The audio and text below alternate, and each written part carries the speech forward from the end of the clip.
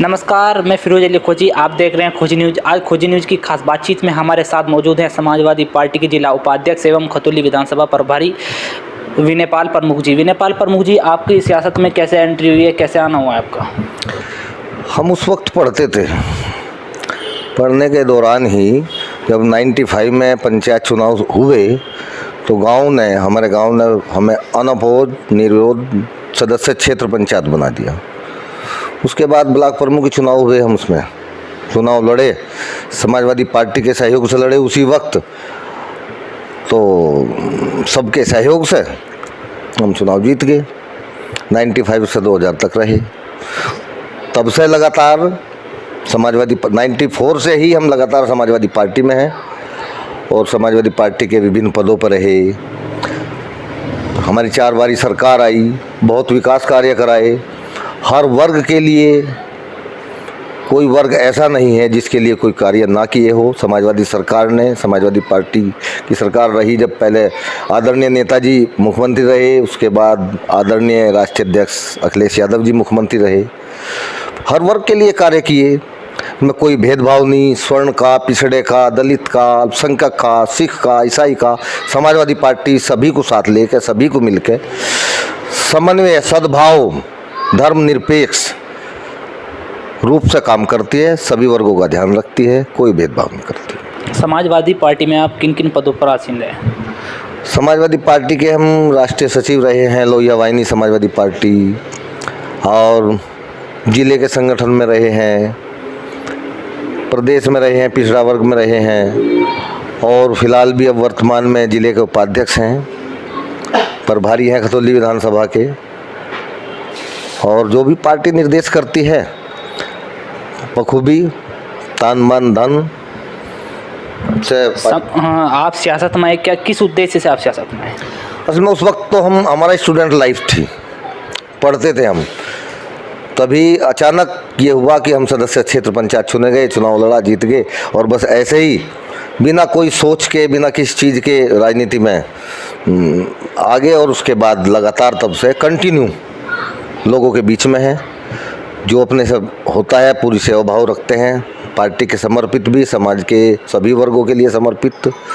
और अब हम वार्ड नंबर 7 से अपनी पत्नी को जिला पंचायत सदस्य का भी समाजवादी पार्टी की तरफ से चुनाव लड़ा रहे हैं। और सभी लोगों से प्रार्थना निवेदन भी है कि सब लोग सहयोग करें और चुनाव में समाजवादी पार्टी की जीत हो। वार्ड नंबर 7 पे क्या पूरे ज़िले में समाजवादी पार्टी बहुत दमखम के साथ पंचायत चुनाव लड़ेगी। सभी वार्डों पे चुनाव लड़ाए जाएंगे और समाजवादी पार्टी का ही जिला पंचायत अध्यक्ष होगा। आपने बताया कि जिला पंचायत सदस्य के रूप में आप अपनी पत्नी को चुनाव लड़ा रहे हैं, तो किन मुद्दों को लेकर आप चुनाव लड़ाएंगे? देखिए, सबसे बड़ा मुद्दा है विकास। जब पिछली हमारी सरकार थी तो हमने जो जितने लेके भोपा रोड से क्या बचन सिंह कॉलोनी से लेकर जो नाले, गंदे नाले, 2-3 नाले निकलते हैं कुकड़ा के अंदर को और सावली चले जाते हैं, उस वक्त भी हमने ये प्रोजेक्ट बनवा दिया था कि ये सारे कवर हो जाएं। जो लोगों को दिक्कत है गंदगी की, बदबू की, वो सारी समस्या हल हो जाए। बहुत विकास कार्य हमने पहले भी कराए सरकार के दौरान, रास्तों के, नाली, सड़कें।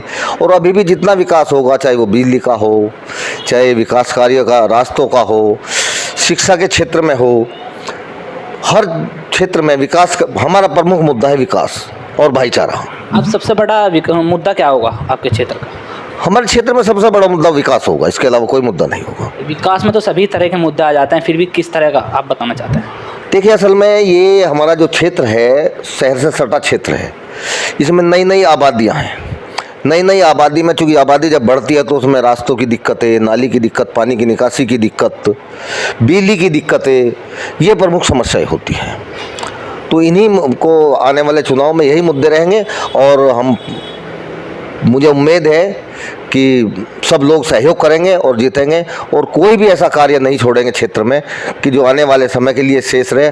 पूरे कार्यकाल में हम पूरा काम करा देंगे, पूरा विकास करा देंगे। देखिए, हर क्षेत्र से जिला पंचायत में कई प्रत्याशी लड़ रहे हैं। आपने कहा कि समाजवादी पार्टी का ही जिला अध्यक्ष बनाया जाएगा, और अगर आपको समाजवादी पार्टी ने समर्थन नहीं दिया किसी और, तो आप चुनाव लड़ेंगे और उसी को समर्थन करें? देखिए, अगर समाजवादी पार्टी हमें समर्थन करेगी तो हम चुनाव लड़ेंगे। वरना अगर समर्थन नहीं करती है, किसी और कैंडिडेट को समर्थन करती है तो आप चुनाव नहीं समाजवादी पार्टी जिस भी कैंडिडेट को वार्ड नंबर 7 पे या पूरे 43 वार्डों में समाजवादी पार्टी जिस भी कैंडिडेट का समर्थन करेगी हमारी पार्टी, हम उसे जी जान से तन मन धन से चुनाव लड़ाएंगे। बिल्कुल वार्ड नंबर 7 में चूंकि हम खुद प्रयासरत हैं अपनी पत्नी को लड़ाने के लिए, अगर यहाँ भी पार्टी हमसे बेहतर कोई अच्छा कैंडिडेट उतारेगी तो हम उसे तन मन धन से चुनाव लड़ाएंगे। मैंने आपसे पहले भी सवाल किया था, किस उद्देश्य से आप राजनीति में आए? देखिए उद्देश्य, हमारा जो वर्ग है, हम पिछड़े वर्ग की राजनीति करते हैं।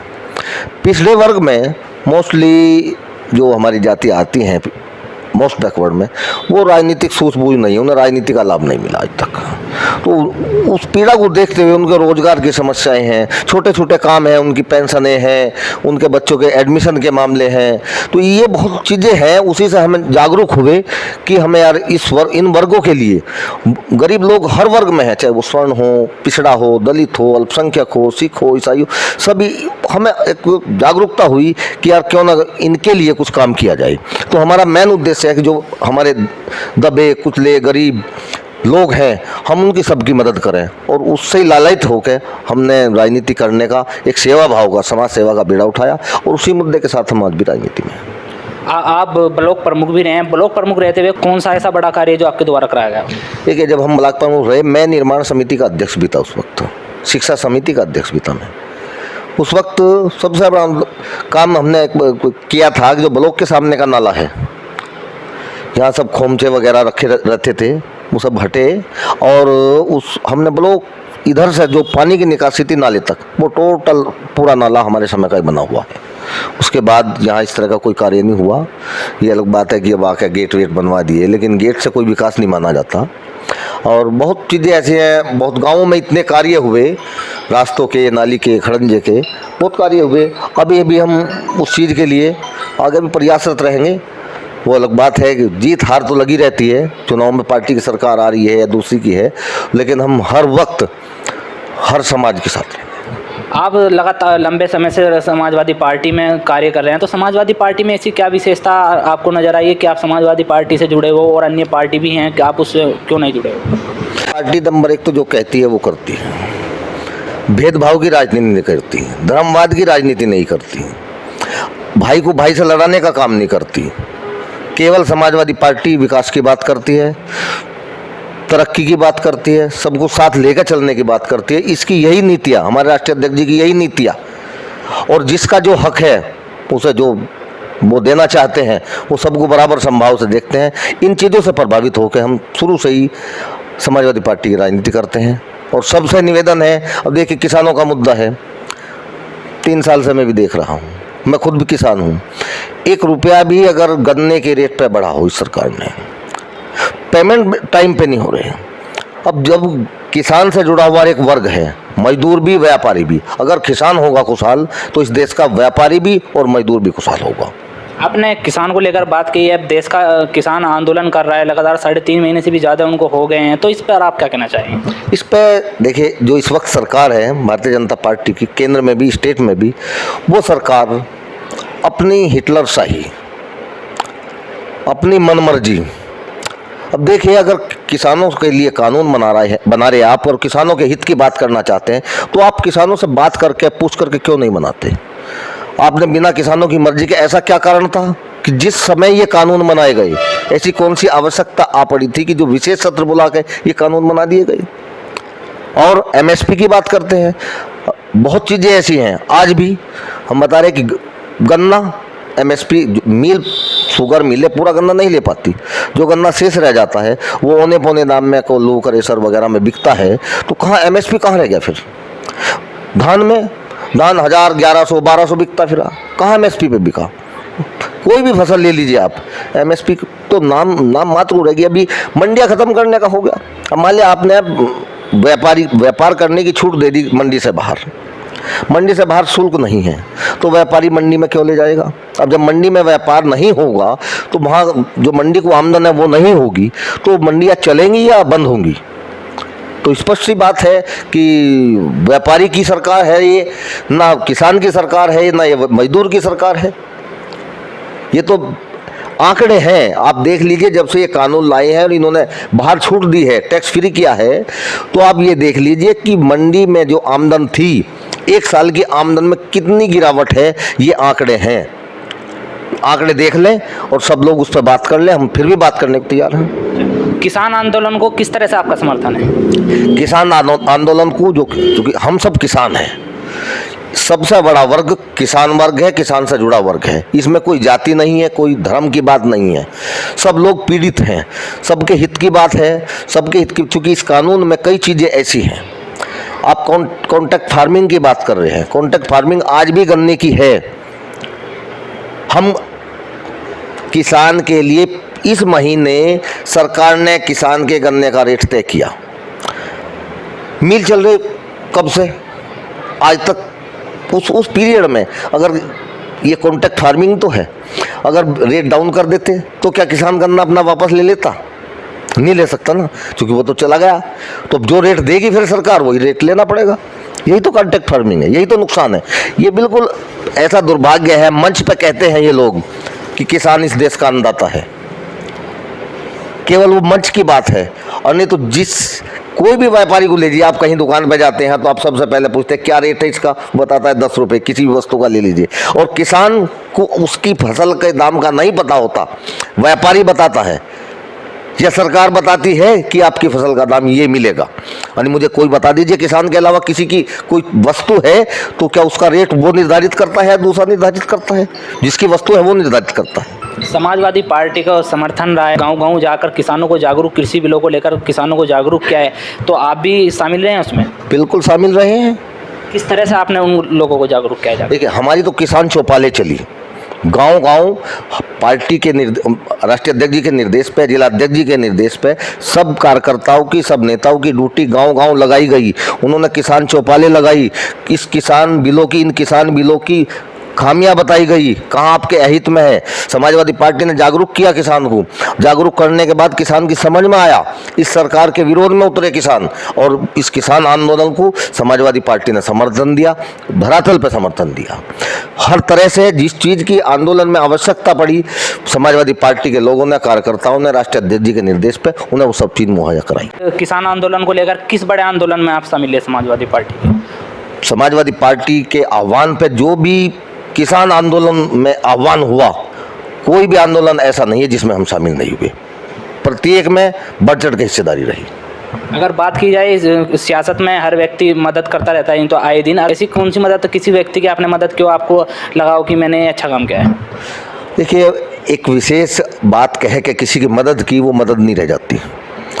बहुत मदद होती है आपस में, ईश्वर करता है, भगवान करता है कि आपने इस योग्य बनाया कि हमने उसकी मदद की है। लेकिन अगर हम ये कह दें कि हमने फला की ये मदद की, फला की ये मदद की, तो वो मदद करना नहीं कहता। वो मदद हमने जो भी कर दिया वो सब उस वक्त का समय था या अब का समय है जिसकी मदद होगी। उसमें ये कहना कि हमने फला की ये मदद की तो उसका अपमान करना है, मैं ये बात कहनी नहीं चाहता।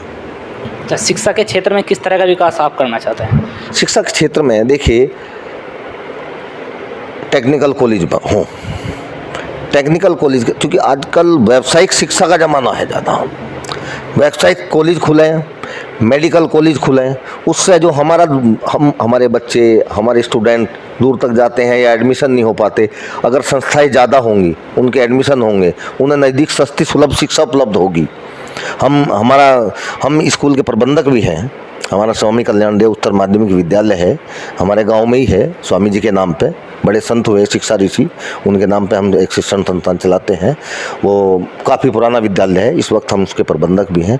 तो हम इस क्षेत्र से जुड़े हैं बखूबी, धरातल पे हमें पता है कि हम किस तरह से, हमने पूरी अपने विद्यालय की, जहाँ तक हुआ हमने कोरोना टाइम की टोटल फीस माफ़ कर दिया था, टोटल कोई शुल्क नहीं लिया। और शुल्क हमने इस बार जो बच्चों का अब शुल्क है, पिछले लॉकडाउन से पहले जो शुल्क था उसमें भी हमने कमी कर दी, क्योंकि रोजगार बंद हुए। इस कोरोना काल में इस सरकार की जो नीतियाँ थी उनसे बहुत लोग बेरोजगार हुए, दिक्कतें आई जीवन पालने में, घर चलाने में दिक्कतें आई। तो हमने जितना हम कोशिश की आपने कि हम लोगों की मदद हो जाए, उस तरह से हमने अपनी जेब से तो नहीं दिया, हमने फीस कम कर दिया ताकि उन्हें तो कहीं ना कहीं राहत मिले। ये हम इस तरह की योजनाएं हैं और आगे भी करते रहेंगे। नज़दीक शिक्षण संस्थाएं हों, टेक्निकल कॉलेज हों, ये सब चीज़ें हैं। पॉलिटिक्स में किसको आप अपना गुरु मानते हैं? पॉलिटिक्स में हमारे आदरणीय नेताजी और आदरणीय राष्ट्रीय अध्यक्ष अखिलेश जी हमारे आदर्श हैं। हमने सब कुछ उनसे ही सीखते हैं, उनके दिशा निर्देश मानते हैं, और बाकी तो हमसे बहुत सीनियर लोग हैं, सभी हमारे आदर्श हैं। आपने कहा कि हम उनसे सीखते हैं, तो ऐसा आपने उनसे क्या सीखा है? देखिए, अपने वर्ग के लिए, अपने लोगों के लिए समाजवाद का मतलब सबको लेकर चलना। हमने देखा, हमने पढ़ा, लोहिया जी के विचार भी पढ़े। हमारे नेताजी कहते हैं कि हमेशा लोहिया जी के विचार पढ़ो, तो हमने उनके विचार पढ़े। वो जो उनके भाषण हैं, उनके लेख हैं, उनके हर एक लेख में समाज में समानता की बात है, कहीं धर्मवाद नहीं है। उन्होंने कई पुस्तकें लिखी, तो उनसे हमें शिक्षा मिली कि वास्तव में ही अगर कहीं सच्ची कोई राजनीतिक पार्टी है तो समाजवादी पार्टी है, जो सबको साथ लेने का काम करती है, कहीं अलगाव की बात नहीं करती। इन्हीं प्रेरणाओं के साथ हमने पूरा जीवन अब तक का अपना समाजवादी में लगाया है, और समाजवादी के साथ है, समाजवादी के साथ ही रहेंगे हमेशा। ये थे हमारे साथ विनय पाल जी। तो विनय पाल जी, आपका खोजी न्यूज़ से बातचीत करने के लिए धन्यवाद। धन्यवाद, आपका बहुत बहुत धन्यवाद। फिर मिलेंगे, फिर मुलाकात होगी।